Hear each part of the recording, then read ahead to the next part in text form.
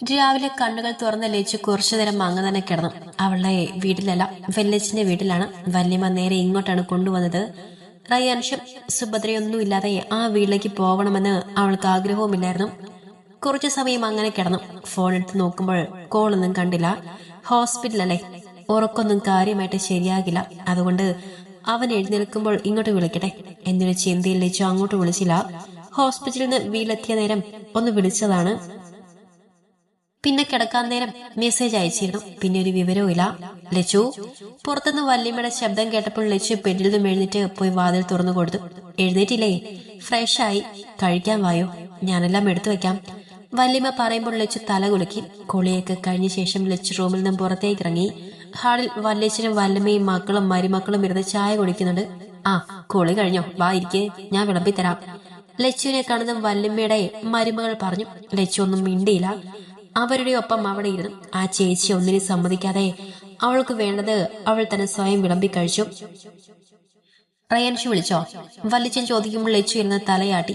ഈ സമയത്തൊക്കെ ഓരോ തിരക്കിലാകും. തിരക്ക് കഴിഞ്ഞാൽ ഇങ്ങോട്ട് വിളിക്കും. ലച്ചു പറയുമ്പോൾ അത് ശരിയാണെന്ന് അവർക്ക് തോന്നി. ഭക്ഷണം കഴിച്ചു കഴിഞ്ഞിട്ടും ലച്ചു ഹാളിലെ സെറ്റിലിരുന്നു. എല്ലാവരും ജോലിക്ക് പോകുന്നവരാണ്. എല്ലാവരും പോയപ്പോൾ ആ വീട്ടിൽ ലച്ചുവും വല്യമ്മയും മാത്രമായി. ഞാനൊരു അനാർ ജ്യൂസ് ഉണ്ടാക്കട്ടെ, നീ വരുന്നുണ്ടെന്ന് പറഞ്ഞപ്പോ അപ്പു കൊണ്ടുവന്നതാ.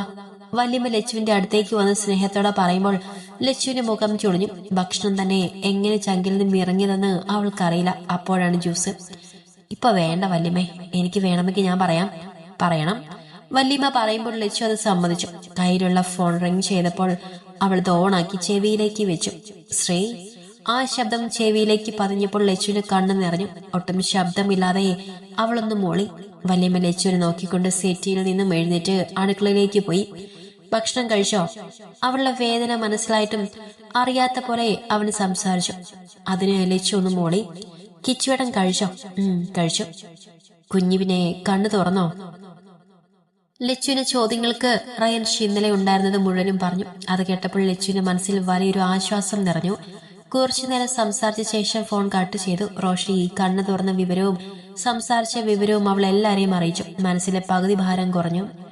ഹരി ഉറങ്ങി എഴുന്നേൽക്കുമ്പോൾ റൂമിൽ ആരുമില്ല. ശരീരം മൊത്തം ഒരു കടച്ചിലും പുകച്ചിലും ഒക്കെയുണ്ട്. പക്ഷെ സഹിക്കാൻ കഴിയും. കണ്ണുകൾ ശരിക്കും ഒന്ന് ചിമ്മി തുറന്ന ശേഷം അവൻ മുഖം ചേരിച്ചുകൊണ്ട് റോഷനിയുടെ ബെഡിലേക്ക് നോക്കി. അവനെ തന്നെ നോക്കി കിടക്കുന്ന റോഷനിയെ കണ്ടതും അവന്റെ കണ്ണുകൾ ഒന്നുകൂടെ വിടർന്നു. എഴുന്നേറ്റോ? ചോദിക്കുന്നതിനൊപ്പം ഹരി ബെഡിൽ നിന്നും എഴുന്നേറ്റിരുന്നു. റോഷനി ഹരിയെ തന്നെ നോക്കി കിടക്കുകയാണ്. കാണുമ്പോൾ റോഷനേക്കാൾ പരിക്ക് ഹരിയുടെ ശരീരത്തിലാണ്. അവന്റെ നെറ്റിയിൽ മുറിവുണ്ട്. കയ്യിലും കാലും ഒക്കെ കെട്ടുണ്ട്. ഹരി ബെഡിൽ നിന്നും ഇറങ്ങി റോഷനെ നോക്കി. കവിളിലും താടിയിലും ഒക്കെ ചെറിയ മുറിവുണ്ട്. പിന്നെ തലയിൽ ഒരു കെട്ടും. പിന്നെ കാര്യമായ വലിയ കുഴപ്പങ്ങളൊന്നും തന്നെയില്ല. കുഞ്ഞി. കണ്ണു വെട്ടാതെയുള്ള അവളുടെ നോട്ടം കണ്ടപ്പോൾ അവനൊരു പേടിയോടെ വിളിച്ചു. നോക്കുന്നുണ്ടെന്നല്ലാതെ അവളൊന്നും മിണ്ടുന്നില്ലല്ലോ. അവന്റെ ആ വിളിക്ക് റോഷനി ഒന്ന് മൂളി. എന്തൊന്നും മിണ്ടാതെ? ചോദിക്കുന്നതിനൊപ്പം ഹരി അവളെ അടുത്തെ ബെഡിലായിരുന്നു. റോഷനി നിറഞ്ഞ കണ്ണുകളോടെ ഹരിയുടെ മുഖത്തേക്ക് നോക്കി. സീറ്റ് ബെൽറ്റ് ഇടാൻ ഞാൻ പറഞ്ഞല്ലേ, കേട്ടില്ലല്ലോ? അത് പറയുമ്പോൾ അവന്റെ കണ്ണുനീർ അവന്റെ കവളിലേക്ക് ഒഴുകിയിറങ്ങി. റോഷനിയുടെ ചുണ്ടുകൾ വിരുമ്പി. ഞാൻ പേടിച്ചു. റോഷനി അവനെ നോക്കി കരഞ്ഞുകൊണ്ട് പറഞ്ഞു. അവളുടെ മനസ്സിൽ ഇപ്പോഴും ആ രാത്രിയാണ്. അവന്റെ താടിയിൽ മുത്തിയാകുന്നതും ഒരു വെളിച്ചം കണ്ണിലേക്ക് അടിച്ചതും അവൾ എന്തിലോ പോയി തറയ്ക്കുന്നതുമാണ് അവളുടെ മനസ്സിൽ. ശക്തിയായ ഒരു വേദന അവളുടെ ശരീരത്തെ മൊത്തമായി കീഴ്പ്പെടുത്തുമ്പോൾ അവൾ ചുറ്റും നോക്കി. ഹരിയെ കാണാതെ അവളുടെ കണ്ണുകൾ അടഞ്ഞു. പിന്നെ പേടിക്കാതെ, എല്ലാവരും പേടിച്ചു. നീ ഒന്നും അറിയാതെ കണ്ണുകൾ അടച്ചു കിടക്കുമ്പോഴും ഓരോന്ന് കാണിക്കുമ്പോഴും നിനക്ക് ചുറ്റുമുള്ളവർ എത്ര പേടിച്ചെന്നറിയാവോ? പറയുന്നതിനൊപ്പം അവന്റെ ചുണ്ടുകൾ റോഷനിയുടെ നെറ്റിയിലൂടെ ഒരു സൈഡിൽ അമർന്നു. റോഷനി അവന്റെ മുഖത്തേക്ക് നോക്കി. അവളുടെ ഭാഗത്തുള്ള തെറ്റുകൊണ്ടാണോ ആക്സിഡന്റ് ആയതെന്നാണ് അവൾ ആലോചിച്ചു നോക്കിയത്. കാറിൽ കയറി ഹരിയുടെ കവളിലും താടിയിലുമൊക്കെ ഉമ്മ വെച്ച് അവനെ കളിപ്പിച്ചത് അവൾക്ക് ഓർമ്മയുണ്ട്. പക്ഷെ അതല്ല പ്രശ്നം. എതിരെ വന്ന വണ്ടി റോങ് സൈഡ് കയറി വന്നതാണ് പ്രശ്നമായത്. അല്ലാതെ തന്റെ കുഴപ്പം കൊണ്ടല്ല. കുഞ്ഞി. ഹരി അവളുടെ ഒന്നും മിണ്ടാതെയുള്ള നോട്ടം കണ്ട് അവളുടെ കവളിൽ പതിയെ ഒന്ന് തട്ടിക്കൊടുത്തു. റോഷനി ഈമ വെട്ടിക്കൊണ്ട് അവന്റെ മുഖത്തേക്ക് നോക്കി. എന്താടാ? ഒത്തിരി സ്നേഹത്തോടെ ആർദ്രമായി ഹരി റോഷനിയുടെ കണ്ണുകളിലേക്ക് നോക്കി ചോദിച്ചു. ആ, രണ്ടാളും എഴുന്നേറ്റോ? സുഭദ്ര അവർക്കുള്ള കോഫി കയ്യിൽ പിടിച്ചുകൊണ്ട് അങ്ങോട്ട് വന്നു. രണ്ടുപേരെയും അങ്ങനെ കാണുമ്പോൾ വല്ലാത്ത സന്തോഷം തോന്നി. രണ്ടുപേരെയും ഒരു കുഴപ്പവുമില്ലാതെ തിരിച്ചു കിട്ടിയല്ലോ, അത് തന്നെ ഭാഗ്യം. 1-2 ദിവസങ്ങൾ അങ്ങനെ കടന്നുപോയി. റോഷ്നിക്ക് ഇപ്പോൾ ഇടയ്ക്കൊരു തലവേദന ഉണ്ടെന്ന് ഒഴിച്ചാൽ വേറെ കുഴപ്പങ്ങളൊന്നും തന്നെയില്ല. ഹരിയുടെ കാല് ശരിയായി, കൈ ശരിയാവന് 1-2 ആഴ്ച കൂടെ പിടിക്കും. മുറിവൊക്കെ ഉണങ്ങി തുടങ്ങുന്നു. റോഷ്നിക്ക് ബോധം വന്നതുകൊണ്ട് തന്നെ അവളെ കാണാൻ ലച്ചുവിന് വീട്ടിൽ നിന്ന് എല്ലാവരും വന്നു. ആ കൂട്ടത്തിൽ ലച്ചുവും വന്നു.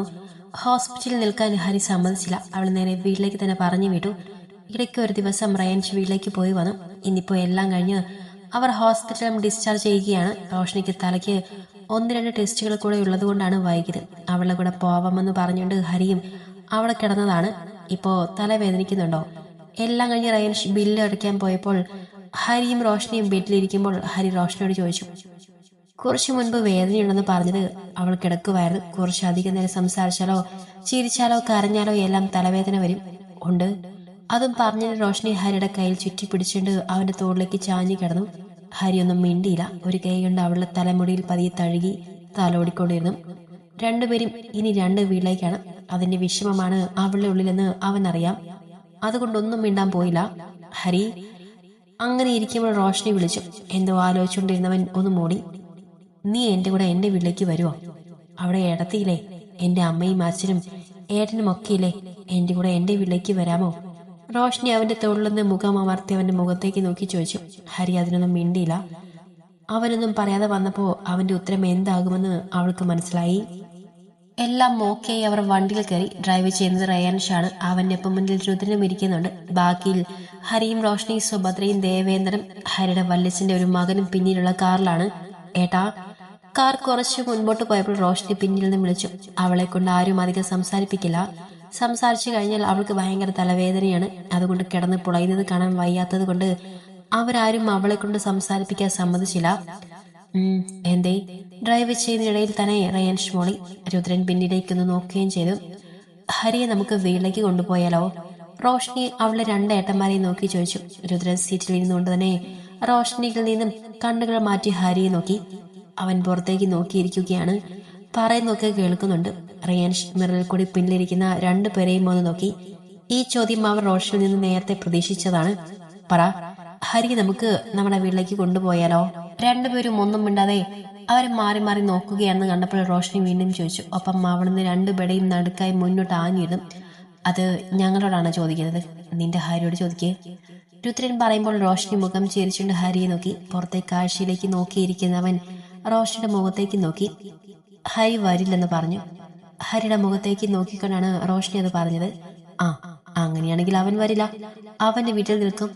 രുദ്രൻ പറയുമ്പോൾ റോഷ്നി ഹരിയുടെ മുഖത്തേക്ക് ഇന്ന് കണ്ണുകൾ മാറ്റി രുദ്രന്റെ മുഖത്തേക്ക് നോക്കി. പിന്നൊന്നും മിണ്ടാതെ ഡ്രൈവിംഗിൽ മാത്രം ശ്രദ്ധിക്കുന്ന റയാൻഷിനെ നോക്കി. ഏട്ടന് ഹരിയോട് പറയോ നമ്മുടെ വീട്ടിൽ നമ്മുടെ കൂടെ നിൽക്കാൻ? അവിടെ ഹരിയുടെ വീട്ടിൽ ആരും ഇല്ലല്ലോ, ഒറ്റയ്ക്കല്ലേ. അതുകൊണ്ട് ഹരി നമ്മുടെ കൂടെ നിന്നോട്ടെ. നമ്മുടെ കൂടെ നമ്മുടെ വീട്ടിൽ നിന്നാൽ നീ നോക്കുവോ? റയാൻഷിന്റെ മുഖത്തേക്ക് നോക്കി റോഷ്നി ചോദിക്കുന്നതിനിടയിലാണ് രുദ്രന്റെ ഡയലോഗ്. റോഷ്നി രുദ്രനെ തുറച്ചു നോക്കി. ഞാൻ നോക്കുമെന്നല്ല ഞാൻ പറഞ്ഞതിന്റെ അർത്ഥം. ഹരിയുടെ കൈ വയ്യാതെ ഇരിക്കുമല്ലേ. ഈ ഒരവസ്ഥയിൽ ഒറ്റയ്ക്ക് നിൽക്കുന്നത് ബുദ്ധിമുട്ടല്ലേ? നിങ്ങളൊക്കെ നിർബന്ധിച്ച ഹരി എന്തായാലും നമ്മുടെ കൂടെ നിൽക്കും അല്ലേ? അവസാനത്തെ അല്ലേ എന്നത് ഹരി നോക്കിയാണ് ചോദിച്ചത്. ഹരി അതിനില്ലെന്ന് തലയാട്ടി കാണിച്ചു. റോഷ്നിയുടെ മുഖം വീർത്തു. അതിനവൻ ഒറ്റയ്ക്കല്ലോ.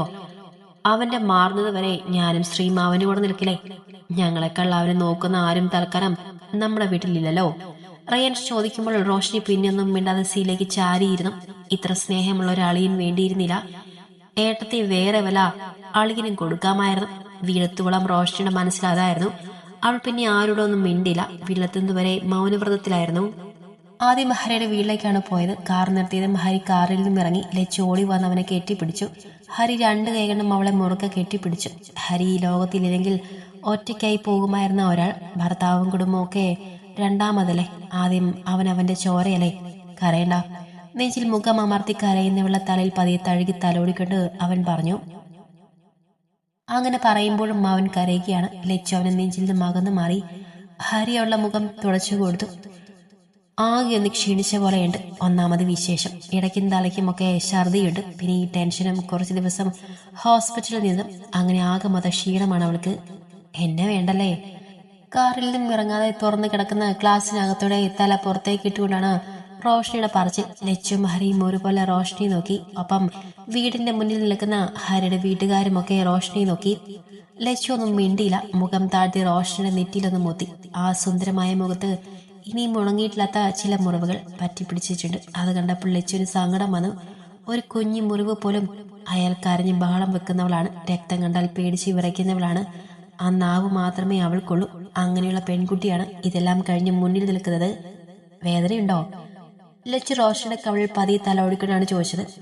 റോഷനി അതിനെ കണ്ണ് ചിമ്മിക്കൊണ്ട് അവളുടെ കവിളിലിരിക്കുന്ന ലച്ചുവിന്റെ കയ്യിൽ പിടിച്ചു. അകത്തേക്ക് വരുന്നില്ലേ, വാ, കോഫി കുടിച്ചിട്ട് പോവാം. കാറിൽ നിന്നും ഇറങ്ങാത്തവളെ നോക്കി ലച്ചു പറഞ്ഞു. ഒപ്പം ഡോർ തുറക്കാനും നോക്കി.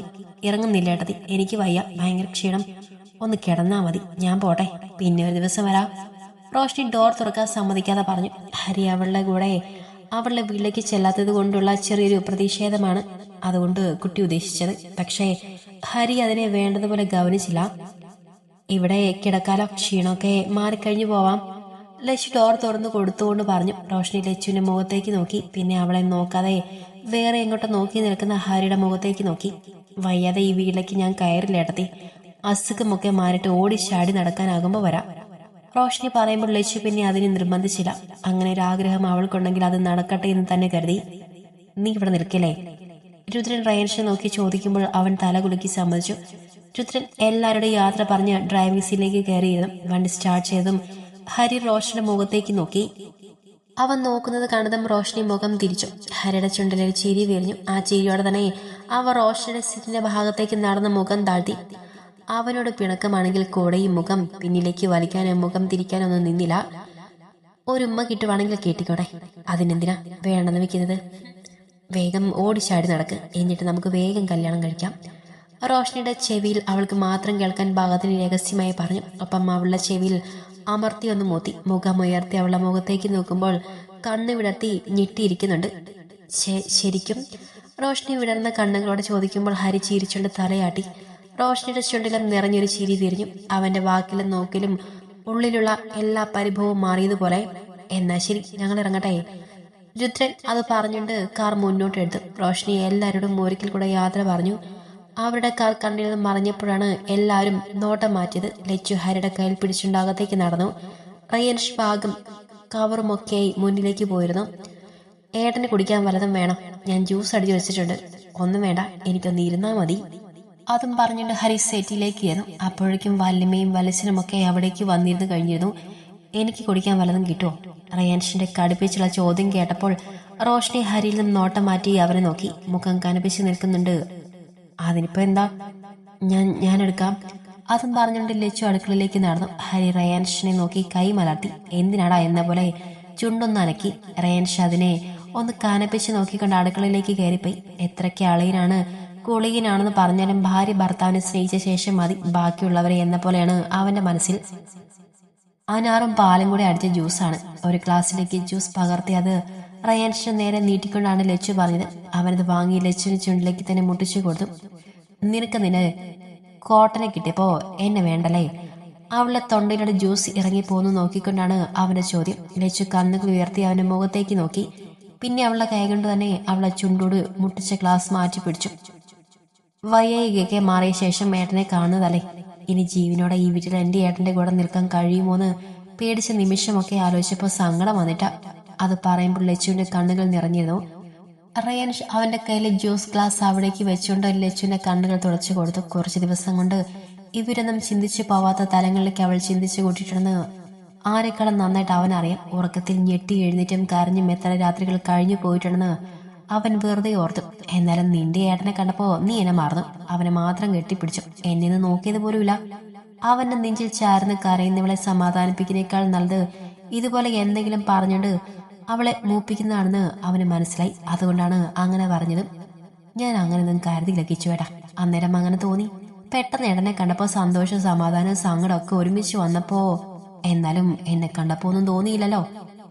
അവൻ അവന്റെ കീഴ്ചുണ്ട് പതിയെ പിളർത്തിക്കൊണ്ടുള്ള പറച്ചിൽ ഒപ്പം വലത്തെ കൈകൊണ്ട് ലച്ചുവിന്റെ വയറിൽ പതിയെ തലോടി. ഞാൻ സാരില്ല, പോട്ടെ, ഞാൻ ക്ഷമിച്ചു. ഇനി ആദ്യം എന്നെ കെട്ടിപ്പിടിച്ചിട്ട് അവനെ കെട്ടിപ്പിടിക്കാം. റയാൻഷ് പറയുമ്പോൾ ലച്ചു ഒരു ചിരിയോടെ തലയാട്ടിക്കൊണ്ട് സമ്മതിച്ചു. റയാൻഷ് അവന്റെ കവിൾ താഴ്ത്തി കൊടുത്തപ്പോൾ അവൾ ആ കവിളിൽ അമർത്തി ഒരു ഉമ്മ കൊടുത്തു.